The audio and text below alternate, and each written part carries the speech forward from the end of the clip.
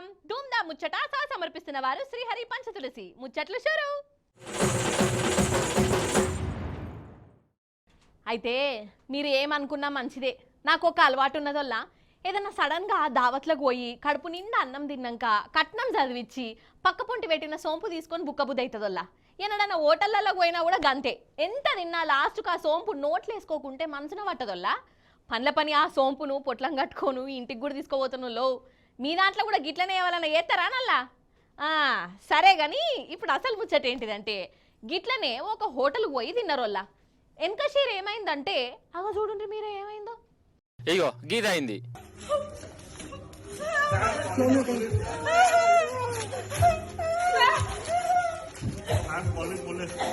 सब लोग यहाँ पे वॉमिट कर रहे हैं, सबके जीभ कट चुकी है, पूरा जल रहा है सबको अंदर. వామ్మో వాయ్యో, నీ ఇంట్లో మన్ను పడగలరా, నీ ఇంట్లో పీనిగెలగలరా అని తిట్టుకుంటా ఏడ్చుకుంటా గిట్లా ఆగం ఆగం అయ్యిర్రోళ్ళ. అగో నోట్లకెళ్ళి నెత్తురు కూడా కారుతుందట కదా. అయితే 4-5 దోస్తులు కలిసి నోయిడాలో ఉన్న ఒక పెద్ద హోటల్కు పోయిర్రు డిన్నర్ చేద్దామని. మంచిగా తిన్నారు. ఇక వీళ్ళు తిన్నాక ఆ హోటల్లో ఉండే కాడ ఉండకనట యోగి మౌత్ ఫ్రెషనర్ నోట్లేసుకోర్రి, నోరు వాసన రాకుండా ఉంటుంది అనుకుంటా ఏవో బిల్లలు ఇచ్చిండట. ఇంకేంది, ఇవి కూడా సోంపు లెక్కనే కదా, ఫ్రీగానే ఇస్తుర్రు కదా, వాసన రాదట కదా అనుకుంటా లటుక్కున నోట్లేసుకున్నారు ఇల్లు. ఖతం ఇక నాలుక మస్తు మంటనట. నోట్లకెళ్ళి రక్తం కూడా వచ్చింది, గొంతులమంట. పాపం వాళ్ళది ఉగబాధ నానుల్లా. అయ్యయ్యయ్యో, అర్రర్రర్రే, గీ అక్కది బాగా గోసనే ఉన్నది కదా. ఇగో ఈయనది కూడా గిదే కథ, పుక్కులిస్తుండా ఏంది. ఆయన మౌత్ ఫ్రెషనర్ అంటే నోట్లేసుకోవాలి కానీ వీళ్ళు మింగిర్రా ఏంది. ఇక లాస్ట్కు వీళ్ళని దావకన దొరకపోయారు. ఖుషీగా తిన్నదంతా కక్కిచ్చి గులుకోదులు ఎక్కిచ్చిర్రు డాక్టర్లు. మరి ఎందుకు గిట్లైందబ్బా అని ఎంక్వైరీ చేస్తే ఆ ఓటోలోడు ఇచ్చిన బిల్లల్నే ఏదో కలిసినట్టున్నదని చెప్తుర్రు. కొంప తీసి యాసిడి బిల్లలు ఇచ్చిండా ఏంది మౌత్ ఫ్రెషనర్ అనుకుంటా. ఇయో గిట్ల కూడా అనుకున్నారు వాళ్ళ. మొత్తానికి దోస్తులతోని దావత్ చేసుకుందామని పైసలు ఖర్చు పెట్టి మరీ తింటే లాస్ట్కి ఇగో వీళ్ళు గిట్లయిపోయారు పాపం. ఇక ఇది చూసినాక ఆ హోటళ్ళల్లో సోంపు బుక్కాలన్నా భయమే కొడుతుంది నాకైతే. सब लोग यहाँ पे वॉमिट कर रहे हैं, सबके जीभ कट चुकी है, पूरा जल रहा है सबको अंदर.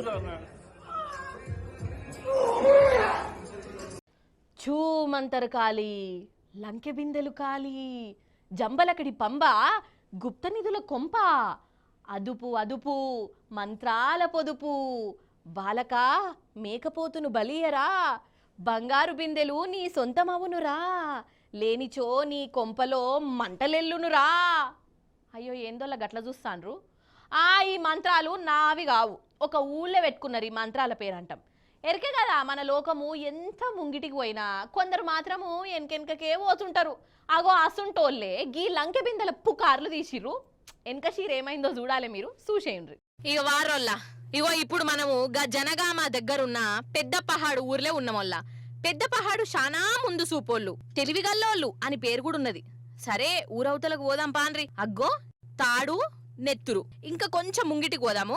అగో నిమ్మకాయలు, బొంద, పెద్ద బొందనే తవ్విర్రు కదా. అయితే పెద్ద పహాడు ఊరవతల లంక బిందెలు ఉన్నాయని ఎవడో పుకారు లేపిండట. ఇక ఈ నడమ లంక బిందెల మీద బాగా మందికి మనసు గుంజుతాంది కదా. ఇగో గట్లనే కొందరు పానం కొట్టుకున్నది. ఇక మంత్రాలు చెయ్యాలే, మేకను గొయ్యాలే, బొందని దవ్వాలే, ఆ బొందలకెళ్ళి బిందెలు వెళ్తాయని ఎవడో దివానాగాడు చెప్పిండు. ఇక ఇంకేమున్నది, వాళ్ళు నిజమే కావచ్చు అని నమ్మిర్రు. రాత్రిపూట ఇగో గీ మంత్రాల పేరంటం పెట్టుకున్నారు. పూజలు అవి ఇవి చేసిర్రట. ఇట్లా తవ్వుకుంటా పోయిర్రు. ఊరోళ్ళే ఎవలో చూసి అరిసే వరకు ఆడికెళ్ళి పరారు. కానీ ఉత్త పుణ్యానికి మేక బలైపాయే. అసలు ఈ మేకను గిట్ల చంపే బదులు మంచిగా పోగులేసి వంచుకుంటేనన్నా ఇంట్లో మటనుండు. ఇంకా 10 కిలోమీటర్ల లోతు దొవ్వినా వాళ్లకు మట్టి పెడ్డలు తప్ప ఏమెళ్ళాయి. కాదోళ్ళ ఆ మంత్రాలకు చింతకాయలు రాలుతాయా? క్షుద్ర పూజలకు లంక బిందెలు వెళ్తాయా? చెప్పినోనికి దిమాకు లేకున్నా నమ్మినోన్ కన్నా తెలివి ఉండాలన్నా అద్దా. ఇంకా గివి నమ్ముడేంది, ఊరి జనాలను బెదరగొట్టుడేంది. ఏ మాటకు ఆ మాటేనోళ్ళ. గాశారం మంచిగా లేకుంటే ఏమైతుంది, ఇంట్లో చెద్దరు కప్పుకొని వండుకున్నా కూడా నెత్తి మీద పిడుగు పడుతుంది. అదే టైం మంచిగా ఉంటే ఇక పెద్ద సముద్రంలో పడిపోయినా స్వీటు ముక్కలు తినుకుంటూ బయటకు వస్తాడు. అర్థం కాలేదా? పర్షాన్ అయ్యర్రా. అయితే అసలు ముచ్చట ఏందయ్యా అంటే, వెంట్రుక వాసిల గండం నుంచి గట్టెక్కిండు అంటారు చూడుండ్రి. అగో అసంటిదే ఇది చూడుండ్రి. మాటలు లేవు, మాట్లాడుకోవటాలు లేవు, ఖాళీ ఇది చూడుర్రి మీరు గంటే. అగో చూసిర్రా, టీవీలో చూస్తుంటేనే మనకు పానం పోయినట్టు అనిపిస్తున్నది కదా. మరి ఈ కార్లో ఉన్నోళ్ళ పరిస్థితి ఏంది కావచ్చు? అయితే శ్రీమాన్ యోగి ఆదిత్యనాథ్ సార్ వారి ఏలుబడిలో ఎలిగిపోతున్న ఉత్తరప్రదేశ్ రాష్ట్రం లక్నోలా రోడ్డు పరిస్థితుల్లో ఇది.